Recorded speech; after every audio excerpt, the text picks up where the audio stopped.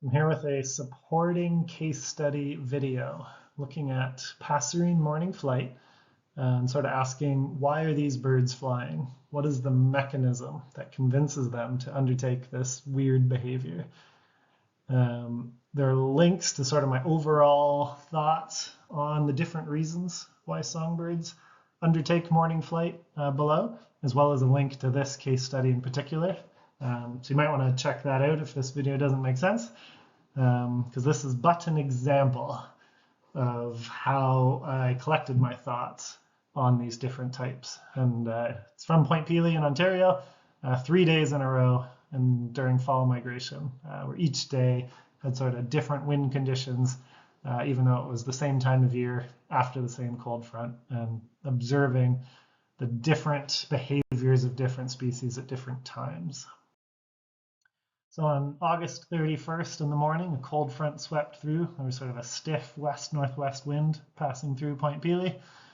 Whereas by the next day, the cold front had settled in. The front had actually sort of stalled in the area and had this really, really gentle sort of north shifting to northeast lake breeze throughout the morning.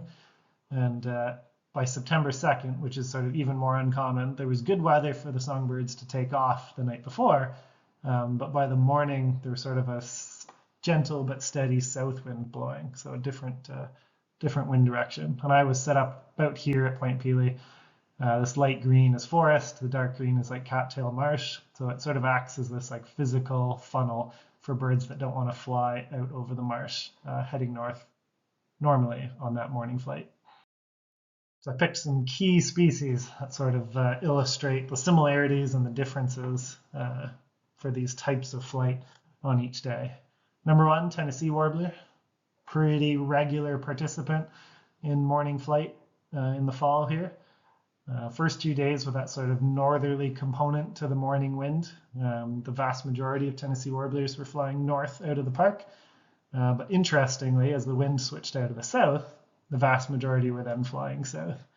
So I've sort of labeled this as that like true morning flight behavior, where they seem to have this biological drive to fly, and one of the most important factors just seems to be the wind direction. They like to fly into the wind, so I assume that when the wind switched out of the south, they just flew south. This contrasted a bit with Baltimore Oriole, which is a pretty regular flight participant in that true morning flight behavior. But as we're getting towards the tail end of Baltimore Oriole migration locally, I was a bit surprised that in the first 2 days with the north wind, I actually had a pretty high percentage of the birds flying south. And then as the wind switched around out of the south, they were all quite content to fly into that wind and go south. So my sort of guess would be that some of the birds just wanted to undertake that true morning flight and flew into the wind the first couple of days. But you also had some birds that were maybe recognizing that they're at the tail end of their local migratory window, felt like they were maybe a bit behind schedule, and were just sort of undertaking a different type of flight, an onward migration, where when the sun came up, they thought, I'm going to just make more southward progress. And if that's true, if there's sort of two different mechanisms encouraging the flight to happen, it would sort of show itself on September 2nd, when birds flying into the wind would go south, as well as the birds doing an onward migration going south. So you might not really be able to recognize a difference under those weather conditions. So next up is Swainson's thrush, which is sort of a rare but regular participant in these flights in the fall locally. And the numbers, one on the first day, may have been because they were, in the strong winds, they were really hunkered down and moving low through the vegetation, so they weren't recognized as participating in the flight. Whereas as things calmed down the next day on September 1st, they felt pretty confident in making themselves a bit more visible, flying a bit higher. Reasonable numbers, but not significant numbers, considering they can be quite a common species on the ground.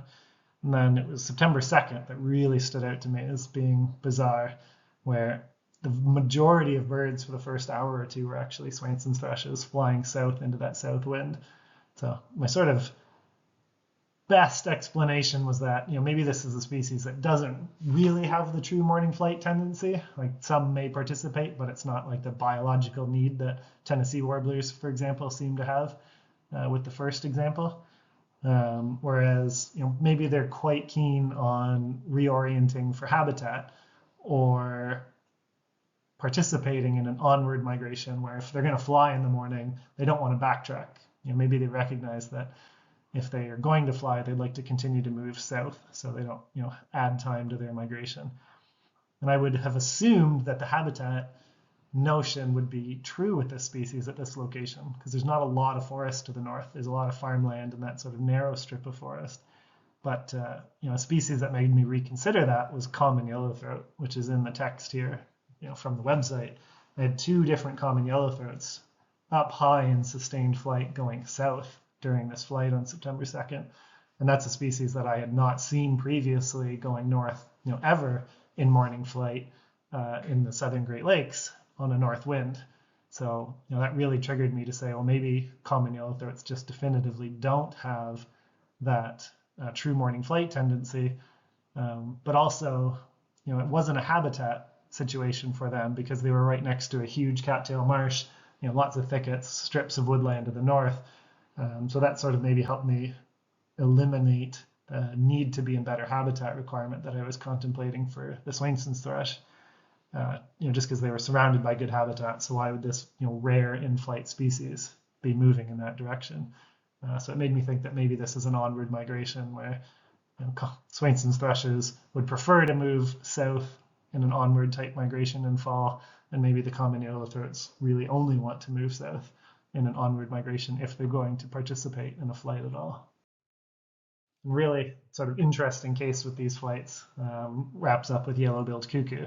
There's another sort of rare but regular species to see locally in the fall, but they just flew north every day. As the wind switched around out of the south and the majority of birds started flying south, I had the highest count yet of yellow-billed cuckoos all going north. It's hard to know for sure what they were doing, but I'd like to think that it's just part of that like true morning flight or habitat reorientation or predator avoidance even maybe. Like maybe they recognize the park is full of sharp-shinned hawks and merlins fairly quickly in the morning, so they start trying to get away from the lakeshore. And perhaps because they're kind of an awkward bird to see in sustained flight during the daylight hours, they're not particularly concerned about flying into the wind. They just wanted to move to a new place, and they kept going north every day. So yeah, it's just sort of a brief moment in time that I found interesting and sort of helped shape my thoughts on morning flight and the reasons why some of these birds are flying and how there may be different reasons for different species or at different times of year. I'm always sort of keen to hear from people. I'm sort of throwing this out there just to get feedback, to share ideas, maybe evolve these ideas over time. So I'm always keen to hear from people, and yeah, hope you enjoyed it. Hope you have some great birding out there.